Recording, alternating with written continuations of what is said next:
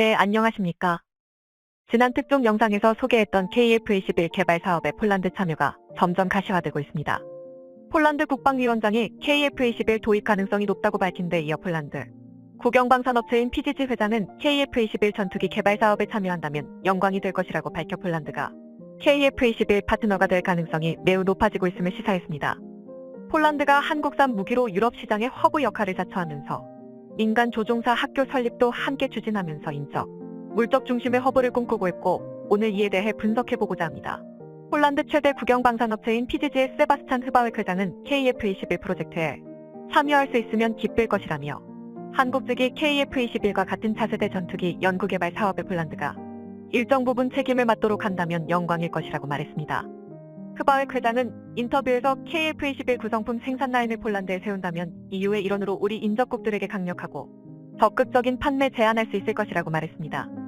이와 더불어 폴란드 국방위원장인 마이를 자흐 의원은 한국형 4.5세대 전투기 KF-21의 개량형이 KF-21PL로 폴란드에서 공동 생산될 가능성이 높다고 밝혔습니다.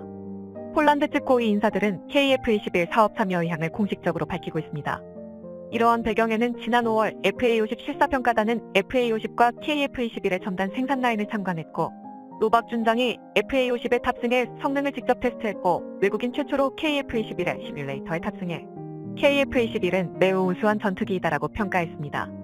폴란드가 K2 전차, K9 자주포, 천무 다연장 로켓, FA-50 경전투기 도입 결정에 이어 KF-21의 유럽 시장 진출의 주요 파트너가 될 수 있다는 전망이 나오고 있습니다.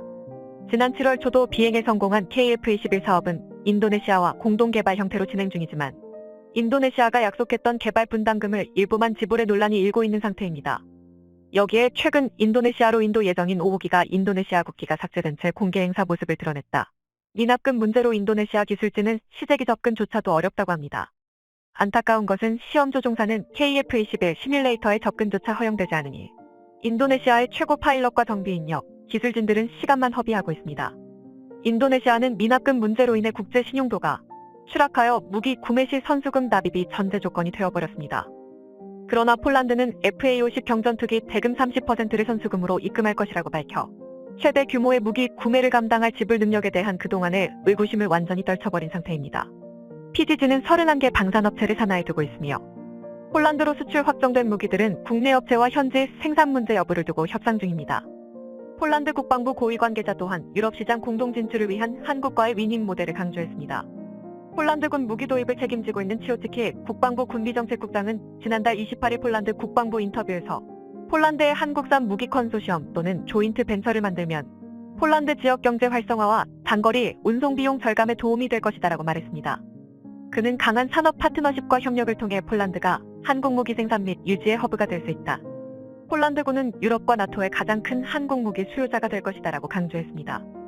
폴란드가 한국산 무기를 도입하고 그로 인해 빠르게 폴란드 군전력을 강화시키고 동유럽 중심으로 한국산 무기 판매 및 유지 보수를 책임짐으로써 방산산업의 일자리 창출과 경쟁력을 확보할 수 있습니다. 폴란드는 많은 기술 이전을 받지 못하더라도 유럽의 허브라는 입지 조건만으로 충분한 이익이 된다고 밝히기도 했습니다. 폴란드와 수출 계약한 FA-50 경전투기, K2 전차, K9 자주포, 천무 미사일 시스템 등 모두 폴란드 현지에서 일부 생산하는 조건으로 이 생산 라인을 활용하여 유럽의 생산 및 정비의 허브로 활용할 수 있습니다. 여기에 폴란드는 민간 조종사 학교 설립을 통한 동유럽 국가의 항공인력 인프라의 중심이 되려 하고 있습니다. 동유럽 국가의 전투기는 구소련제 전투기를 중심으로 운용되었습니다. 우크라이나 전쟁으로 인해 구소련제 전투기들은 대부분 우크라이나로 전투기와 부품 그리고 각종 미사일들이 공여되었으며 동유럽 국가들은 서방권 전투기로 교체가 필요합니다. 이에 따라 필수적으로 필요한 것이 조종사와 정비 인력, 서방권 무기 체계로 전환입니다. 이는 기본적으로 아날로그 항공기 체계에서 디지털 체계의 항공기로 전환을 의미하며 절대적인 시간과 자본, 노력, 과정이 필요합니다. 참고로 우리 군도 구형인 F4, F5의 조종사나 정비 인력들이 FA-50, KF-16 등으로 기종 전환 시점에서 엄청난 스트레스와 업무적 도전을 받게 된다고 합니다. 당장 폴란드를 비롯한 동유럽 국가들은 자체적으로 이러한 대규모 전환을 감당하기 버겁기 때문에 이 시장의 선점을 위해 자체적으로 KAI와 폴란드는 합작으로 민간 조종사 학교를 설립한다고 한 것입니다. 민간 조종사 학교는 미국과 유럽을 중심으로 활성화된 조종사와 정비 인력, 특수 인력 양성을 위한 학교입니다.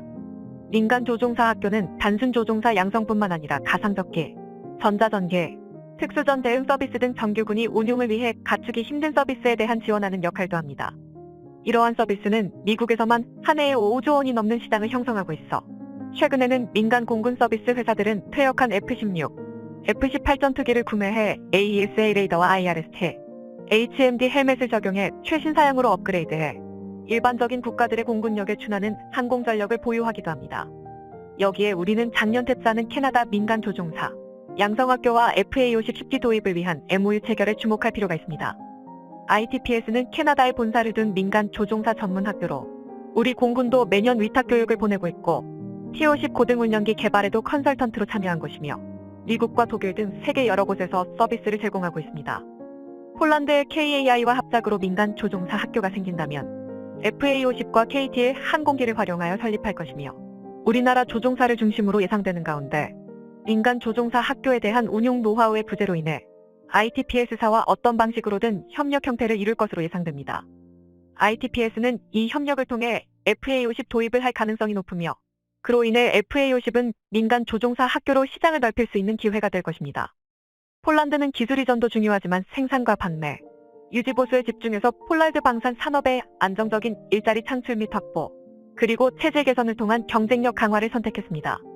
폴란드의 정부, 군부, 방산업체 모두 KF21 프로젝트 합류를 원하고 있어 KF21의 폴란드 수출뿐만 아니라 공동개발 파트너 합류 가능성이 매우 높아지고 있습니다. 세계 2차 대전 이전까지 군사강국 중 하나였던 폴란드가 한국과 KF21 파트너가 되기를 희망하고 있고 한국 국방산업을 롤모델 삼아 다시 도약하기 위한 준비를 하고 있습니다. 시청해주셔서 감사합니다. 영상이 도움이 되셨다면 구독과 좋아요 부탁드리며 다음에 더 유익한 영상으로 찾아뵙도록 하겠습니다.